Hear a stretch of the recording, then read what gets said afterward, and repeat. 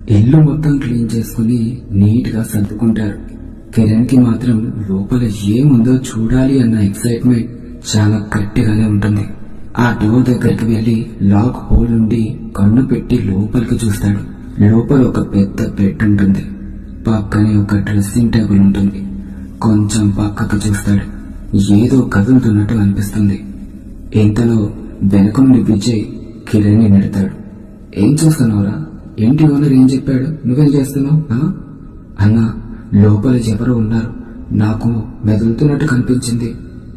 ఏంట్రా, భయపెట్టాలని చూస్తున్నావా? నీ కోతి వేషాలు ఇక్కడ వేయకు. లేదన్నా, నిజంగానే ఏదో ఉంది చూడు అని కిరణ్ చెప్పడంతో విజయ్ లాక్ హోల్ నుండి లోపలికి చూస్తాడు.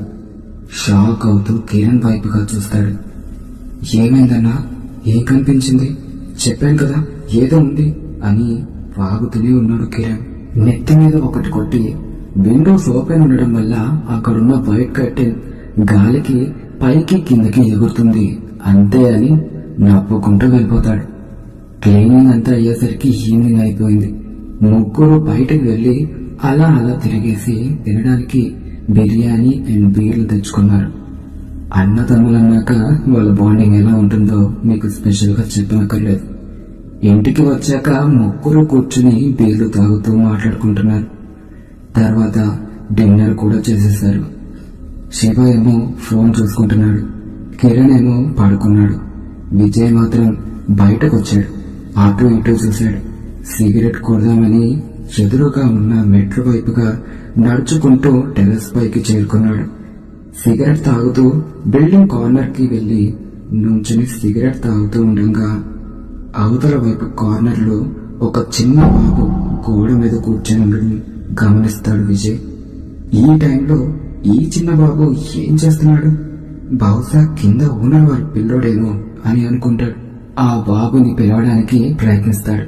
వెనక నుండి ఎవరో వెళ్ళినట్టు అనిపించడంతో సడన్ గా వెనక్కి తిరిగి చూస్తాడు. వెనక ఎవరు ఉండరు, కానీ చివర్లో మెట్ల దగ్గర ఎవరో ఒక లేడీ నుంచుని ఉండడం గమనిస్తాడు.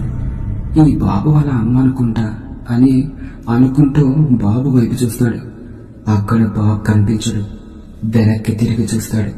ఇప్పటిదాకా కనిపించిన లేడీ కూడా అక్కడ కనిపించదు. అదేంటి, ఇప్పుడు దాకా ఉన్నారు కదా, అంతలోనే ఎలా మాయమైపోయారు? నిజంగానే నాకు కనిపించారా, లేక తాగిన మైకంలో నేనే ఏదో ఊహించుకుంటున్నానా అని అనుకుంటాడు.